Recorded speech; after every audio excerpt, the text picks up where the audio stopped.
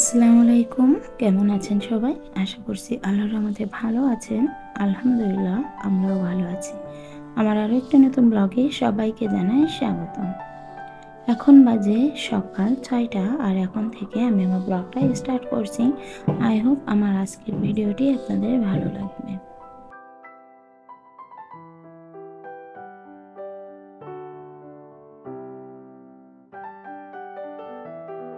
পুরো ভিডিওটার সাথে জুড়ে আছি আমি জ্যোতি, যশোর থেকে। তো সকালে উঠেই একদম অ্যালার্ম দেওয়া থাকে আমার সকাল কয়টায় উঠতে হবে। তো সেই কারণে একদম ঠিকঠাক টাইমে সকালে ঘুম থেকে উঠি আর তারপরে একদম কাজে উঠে পড়ি, মানে কাজে লেগে পড়ি আর কি। তো অ্যালার্মটা বন্ধ করার পরে হাত মুখ ধুয়ে নিয়েছি, নিয়ে প্রথমে আগে নিজের জন্য একটা আর মেয়ের জন্য একটা 2টা ডিম সিদ্ধ নিয়ে নিয়েছি। ডিমটা সিদ্ধ হয়ে যাবার পরে এখানে আলুটা ভেজে নিচ্ছি। আজকেও রুটিটা তৈরি করেছি, রুটি তৈরি করাটা আর দেখালাম না, গতকালকের ভিডিওতে আমি সম্পূর্ণভাবে দেখিয়েছিলাম। আর এখানে মাছটা ভিজিয়ে দিচ্ছি, মেয়েকে স্কুলে পাঠাতে হবে। তো এখানে মাছটা ভিজিয়ে তারপর ওর খাবারটাও একটু আমি বেড়ে নিয়েছি, যদি একটু খায় আর কি, খুব সহজেই তো খেতে চায় না। আর এখানে একটু ঢেকে দিলাম, যেহেতু আমার বাসায় পিকু আছে, পিকু দেখা যাচ্ছে যদি মাছটা দেখে তাহলে হয়তো মুখ দিতে পারে। মুখ দেয় না খুব সহজে, কিন্তু বিড়াল বলে কথা, একটু হলেও তো দিতে পারে, তাই না? তো সেই কারণে আমি ওইটা আগলা রাখিনি।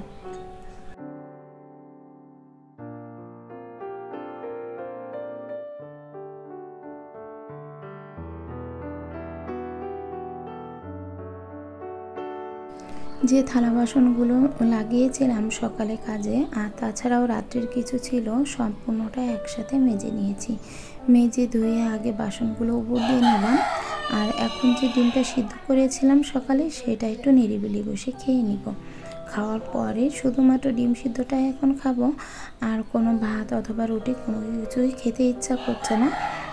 তো সকালের দিকে বেশিরভাগই আমার কোনো কিছু খাওয়া হয় না, খুব হালকা পাতলা দেখা যাচ্ছে একটা রুটি যদি খেয়ে থাকি তাহলে কিন্তু আর কোনো কিছু খাওয়া লাগে না। তো সে কি খেতে আজকে রুটিটা খাইনি, তো একটা ডিম সিদ্ধ খেয়ে নিচ্ছি। এখন ডিম সিদ্ধ খেয়ে তারপর অন্যান্য কাজটা কমপ্লিট করব।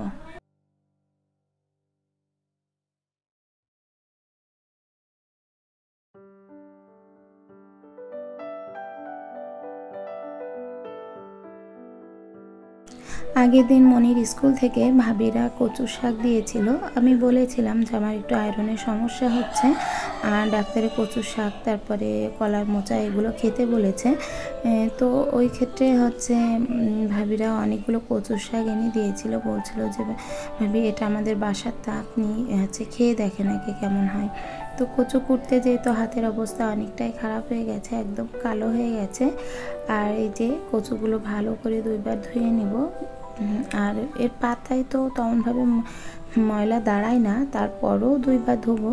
আর মনে তো অনেক খুঁতখুত করে, যেহেতু কচু জিনিসটা একটু বাগানেই হয়, সেটা চাষেরই হোক অথবা ঘরের পিছনে কিংবা আগাছাই হোক। তো তারপর ভালো করে এটা চটকে চটকে ধুয়ে নিচ্ছি, নিয়ে যে ডালায় রেখে দিচ্ছি। আবারও আরেকবার আমি এটা ধুয়ে নিব। আজকে অনেকটা কাজ আছে, এই যে আকাশটা একবার জ্বলছে একবার নিমছে, তার মানে একবার রোদটা উঠছে আবার হয়তো মেঘে ঢেকে যাচ্ছে।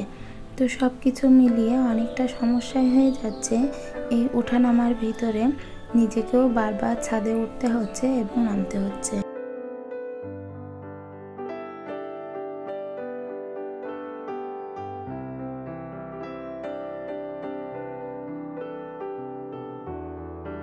রান্না করার আগে ভাবলাম আকাশের অবস্থা তো একদমই করুণ, মানে একদম মেঘে ঢেকে গেছে, তেমন কোনো রোদ হচ্ছে না। আবার দেখা যাচ্ছে 10 মিনিট পরে আবার এত পরিমাণে রোদ হচ্ছে যে পুরো পিঠ জ্বলে যাচ্ছে। এই যে ছাদে এসেছি দেখুন, এর আগে কিন্তু একদম নরম ছিল, আর দেখুন এখনকে যে দৃশ্যটা দেখছেন একদম রোদ চলে এসেছে। মানে আমি যখন এসেছি সবেমাত্র মুটকিটা খুলেছি আর এর ভিতরে রোদটা চলে এসেছে। তো তাহলে বোঝাই যাচ্ছে না যে কেমনভাবে রোদ আসা যাওয়া করছে। তো এর ভিতর কিছু খড়িও মেলে দিব। আর হচ্ছে এই পানিটা একটু নিয়ে নিচ্ছি, কারণ আকাশের অবস্থা খারাপ হলে আমাদের এখানে খুব প্রচুর পরিমাণে লোডশেডিং হয়ে পড়ে, কারেন্ট একদমই থাকে না। আর এখন তো হচ্ছে এই যে একটু বাতাস হচ্ছে, বারবার যাচ্ছে আসছে, এর ভিতরেই আছে। আর যদি একটু ভালো মতো বৃষ্টি হয় তাহলে তো সে বেলায় আর কারেন্ট আসার খোঁজ থাকে না। তো খাওয়ার পানিটা আগে উঠিয়ে নিলাম, নেওয়ার পরে ট্যাঙ্কিতে যতটুকুন কারেন্ট থাকবে আর কি, যদি পুরোটাই থাকে তাহলে ফুল ট্যাঙ্কি করে রাখবো যাতে সুবিধা হয়।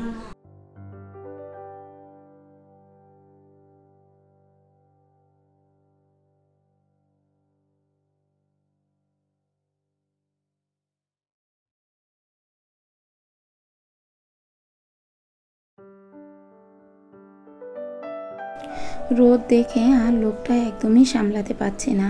তো তাড়াতাড়ি করে যেয়ে আগে খড়ি কিছু কিছু রোদে দিয়ে দিয়েছি, যাতে একটু আর কি হচ্ছে এগুলা রোদ পায় এবং তাপ লাগে আর এই শুকনা হয়ে যায়। আসলে বৃষ্টি হলে সব কিছু কেন জানি একটু ছ্যাঁতছ্যাঁতে হয়ে যায়। এদিকে ছেলের রুমের বেডশিটটাও হচ্ছে ভিজিয়ে রেখে এসেছি নিচেই, যদিও বুঝতে পারছিলাম যে একবার রোদ উঠছে এবং একবার হচ্ছে সরে যাচ্ছে, তবুও আর পাচ্ছি না, মানে কাপড় না কেচে আর থাকতে পারছি না। কেননা বেডশিটটা কেমন যেন মনে হচ্ছে একটু গন্ধ গন্ধ লাগছে আমার কাছে। তো তাড়াতাড়ি বেড কভারটা উঠিয়েছি, নিজের কিছু কাপড় ছিল, ছেলের কিছু প্যান্ট ছিল, সবগুলো একসাথে ভিজিয়ে দিয়েছি, যে যদি রোদ ওঠে তাহলে শুকাবে, আর যদি না ওঠে তাহলেও সমস্যা নেই, পানিটা ঝরিয়ে রুমের ভিতরে ফ্যানের নিচে নেড়ে দিব, তাহলেই শুকিয়ে যাবে। তো দোমনা করতে করতে যাই হোক ভিজালাম কাপড়গুলো, ভিজিয়ে তারপরে ছাদে গিয়েছি। যে এরই ভিতরে আমি টুকটাক হচ্ছে সকালের দিকে একটু রান্না করে নিয়েছি, আর হচ্ছে যেগুলো আছে সেগুলো পরে করব। তো সকালের দিকে একটু রান্না বান্না করে তারপর হচ্ছে এইদিকে আমি একটুখানি ঝাড়ঝুড় দিয়ে গুছিয়ে নিচ্ছি রান্নাঘরটা। আসলে সব সময় তো আর পারি না যে একবারে রান্না করার সাথে সাথে রান্নাঘরটা গোছাতে, তার কারণ রান্না করতে করতে আমাকে চলে যেতে হয় মেয়ের স্কুল থেকে আনতে। তো সেই কারণে দেখা যাচ্ছে আমি রান্নাঘরটা ভালো করে পরিষ্কারও করে উঠতে পারি না, হয়তো স্কুল থেকে এসে তারপর করার চেষ্টা করি।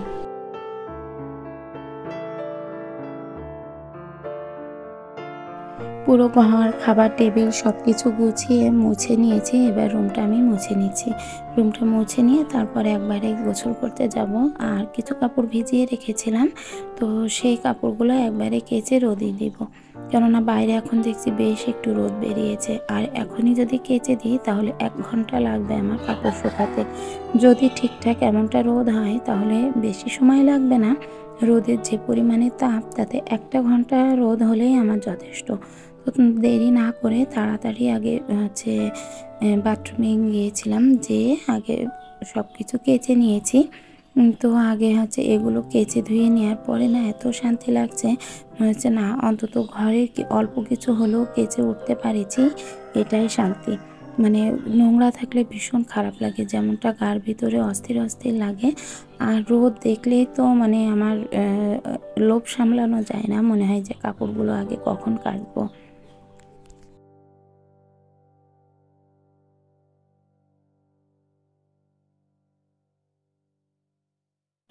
আমার ঘরের কাপড় অথবা অন্যান্য জিনিস বলতে সব কিছু কিন্তু একটু কমই নষ্ট হয়। নষ্ট হয় না বলতেই চলে, তবে থাকে না কিছু কিছু জিনিস ভাগ্যক্রমে হয়তো নষ্ট হয়ে যায় তেমনটা। যদি নষ্ট হয় তাহলে মানে হয় যে অনেক দিন ইউজ করার পরে হয়তো হঠাৎ করে নষ্ট হয়। তাছাড়া আমার হাতের জিনিস খুব কমই নষ্ট হয়। এই যে চাদরটা দেখছেন, এই চাদরটার বয়স প্রায় 6 থেকে 7 বছর। তো আমার মেয়ে হওয়ার আগে এই চাদরটা কেনা। তো আমার মেয়ের বয়স তো 6 বছর চলছে রানিং, আর হচ্ছে আমার এই চাদরটার বয়স প্রায় 7 বছর। তো ও হচ্ছে বড় হয়েছে, কিন্তু এই চাদরটা একদমই নষ্ট হয়নি। আর এটাকে যে আমি রেগুলার ইউজ করি না সেটা কিন্তু নয়, এটা আমার রাফ ইউজ করার জন্যই চাদরটা কেনা। এরই ভিতরে আরও 2-3টা চাদর হচ্ছে আমি কিনেছিলাম, কিন্তু ওগুলো আসলে বুঝতে পারিনি, কাপড় না বুঝে কেনার কারণেই ঠকে গিয়েছিলাম। তো দামটা কিন্তু খুব একটা বেশি নিয়েছিল না আমার কাছ থেকে, খুব কমই নিয়েছিল ওই সাদা চাদরটা। তবে এখনও পর্যন্ত কিন্তু খুব সুন্দর হয়ে আছে।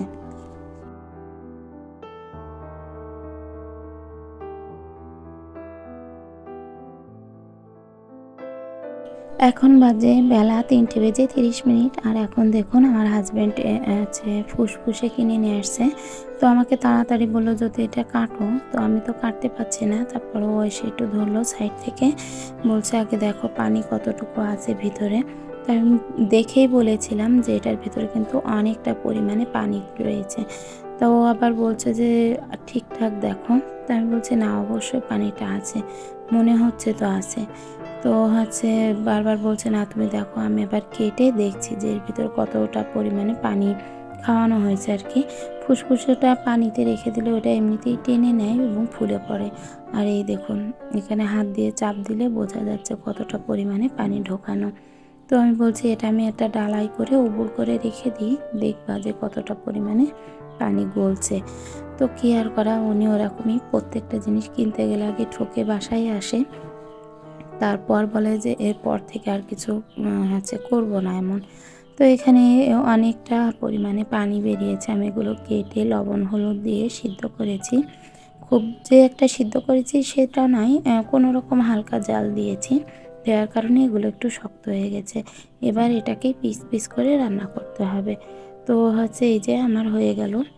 আর এতটা পরিমাণে পানি গলেছে যে এখানে কিন্তু আমি এক ফোঁটাও পানি দেয়নি, একদম মানে ওটা ধরেই শুধু লবণ হলুদ দিয়ে বসিয়ে দিয়েছিলাম। তো দেখুন এত পরিমাণে পানি গলেছে। আসলে এখনকার বাজারে কোনো কিছু কিনতে গেলে আগে ঠকার চিন্তা ভাবনাটাই বেশি করতে হয়।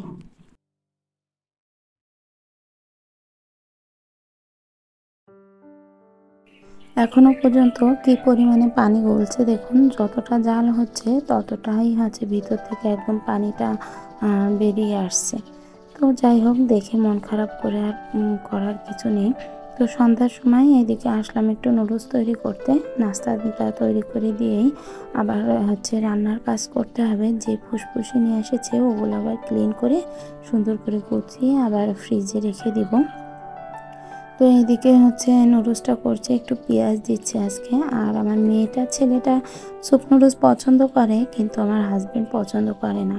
তো ওনাকে ভেজে দেওয়াই লাগবে। উনি এমন একটা ব্যক্তি, ওনারে মানে যে কোনো খাবারের সাথেও মানুষ হচ্ছে অন্যরকম খাবার একটু মিক্সড করে খায় না, কিন্তু উনি কখনোই সেটা পছন্দ করে না। মানে এমনটা হয় পাঁচমিশালি 5 রকম সবজি দিয়েও মানুষ একটা পদ তৈরি করে, কিন্তু আমার হাজব্যান্ডের একদম মানে যেই তরকারি শুধু সেটাই দেওয়া লাগবে। তা ব্যতীত ওর ভিতরেও অন্য কোনো তরকারি দিলে উনি খাবে না। তো এমন যে হচ্ছে এগুলো সব কিছু গুছিয়ে তারপরে যে রান্না করে দেবো সেটা তো খাবেই না। তো হচ্ছে এখানে এই কারণে ছেলে মেয়ের জন্য নুডলসটা করেছি, স্যুপ করেছি, কিন্তু খুব একটা স্যুপ করতে পারিনি, কারণ আমার হাজব্যান্ডও একটু খাবে। আর ওনার জন্য অল্প একটুখানি যদি আমি করতে যাই তাহলে আমাকে এখন আবার আলাদা পেঁয়াজ কোটা লাগবে, ডিম দেওয়া লাগবে, আলাদা একটু হচ্ছে আলু ভাজা লাগবে। তো ভাবলাম আজকে এতটুকুই আর কি থাক, আর এর বাদ বাকিটা পরে ঠিক করে দেব। আজকের ভিডিওটা আমি এখানেই শেষ করছি। দেখা হবে নতুন কোনো ব্লগে নতুন কোনো দিনের সাথে। আল্লাহ হাফেজ।